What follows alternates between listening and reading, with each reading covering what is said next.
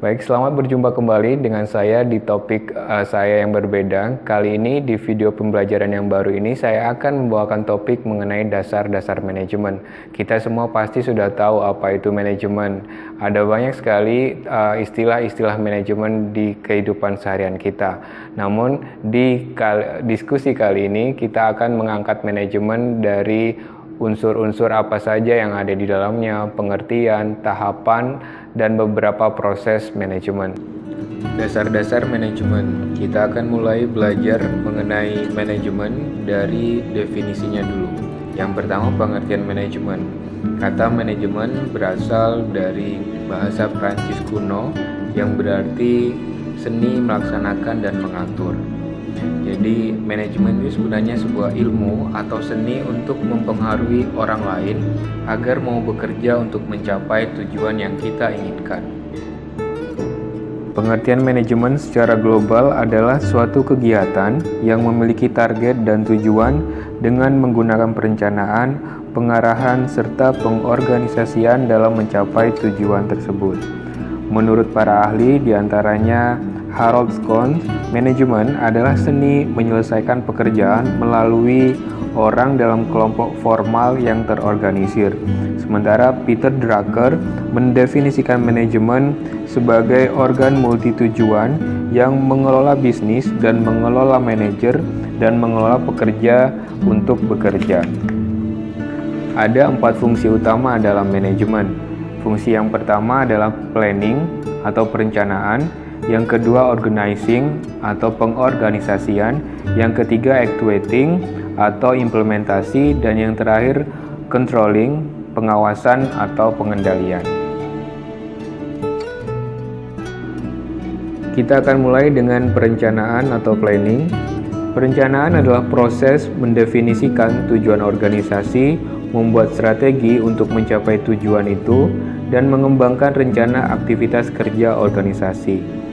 Perencanaan merupakan proses terpenting dari semua fungsi manajemen, karena tanpa perencanaan, maka fungsi-fungsi yang lain tidak akan dapat berjalan dengan baik. Rencana dapat berupa rencana informal atau rencana yang formal.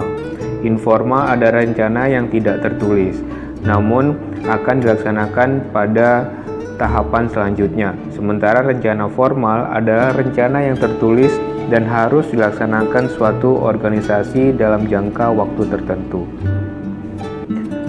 Sementara yang kedua, pengorganisasian atau organizing adalah proses menyangkut bagaimana strategi dan taktik yang telah dirumuskan dalam perencanaan didesain dalam sebuah struktur organisasi yang tepat dan tangguh. Sistem dalam lingkungan organisasi yang kondusif dan dapat memastikan bahwa semua pihak dalam organisasi bekerja secara efektif dan efisien guna mencapai tujuan organisasi. Yang ketiga, tahap actuating atau implementasi. Di tahap ini, semua perencanaan yang telah dicatat baik formal maupun informal akan dilaksanakan oleh organisator yang ada dalam organisasi. Dengan ini diperlukan juga sebuah pengarahan dari pemimpin, diperlukan juga motivasi agar semua yang ada dalam organisasi mampu menjalankan tugasnya dengan penuh kesadaran dan produktivitas yang tinggi. Tahap yang keempat yakni pengawasan atau disebut juga dengan controlling atau monitoring. Di tahap ini, setelah semuanya direncanakan, diorganisasikan, dan sudah diimplementasikan, tentunya diperlukan monitoring untuk memastikan bahwa semuanya telah berjalan sesuai dengan rencana dan dapat mencapai target yang sudah ditentukan di awal. Kegiatan apa saja sekarang yang ada dalam fungsi perencanaan? Di antaranya adalah menetapkan tujuan dan target bisnis, merumuskan strategi untuk mencapai tujuan dan target bisnis tersebut, kemudian menentukan sumber-sumber daya yang diperlukan, baik itu sumber daya manusia maupun sumber daya pendukung lainnya. Kegiatan selanjutnya yaitu menetapkan standar atau indikator keberhasilan dalam pencapaian tujuan dan target bisnis. Nah, kegiatan apa yang ada dalam proses pengorganisasian? Di antaranya adalah mengalokasikan sumber daya, merumuskan dan menetapkan tugas, dan menetapkan prosedur yang diperlukan. Selanjutnya adalah menetapkan struktur organisasi yang menunjukkan adanya garis kewenangan dan tanggung jawab.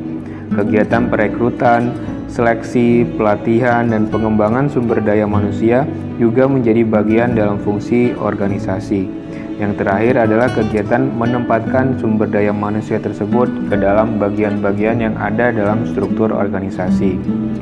Kegiatan yang ketiga, kegiatan fungsi pengarahan dan implementasi atau yang biasa kita sebut dengan actuating, terdiri dari beberapa proses. Yang pertama, proses kepemimpinan, pembimbingan, dan pemberian motivasi kepada tenaga kerja agar bekerja dengan efektif dan efisien dalam mencapai tujuan. Memberikan tugas dan penjelasan rutin mengenai pekerjaan juga berada dalam fungsi implementasi ini.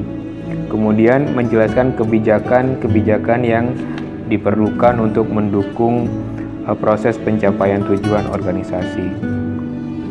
Yang terakhir, fungsi yang keempat atau fungsi pengawasan, monitoring atau controlling terdiri dari beberapa kegiatan. Yang pertama, mengevaluasi keberhasilan dalam pencapaian tujuan dan target bisnis sesuai dengan indikator yang telah ditetapkan, mengambil langkah klarifikasi dan koreksi atas penyimpangan yang mungkin ditemukan, dan yang ketiga, melakukan berbagai alternatif solusi agar masalah yang terkait dengan pencapaian tujuan dan target bisnis bisa dipecahkan bersama. Baik, sekarang Anda sudah tahu apa itu manajemen. Manajemen itu bisa berarti seni atau ilmu untuk mempengaruhi orang lain agar mau bekerja untuk mencapai tujuan yang kita inginkan. Untuk penutup, menurut Anda, saya ingin ajak Anda berdiskusi, apakah bisa tahapan manajemen yang isinya planning, organizing, actuating, and controlling itu dirubah urutannya? Jawabannya bisa Anda tulis di selembar kertas dan kita akan diskusikan saat kita bertemu di kelas nantinya. Terima kasih telah memperhatikan video pembelajaran kali ini. Sampai jumpa.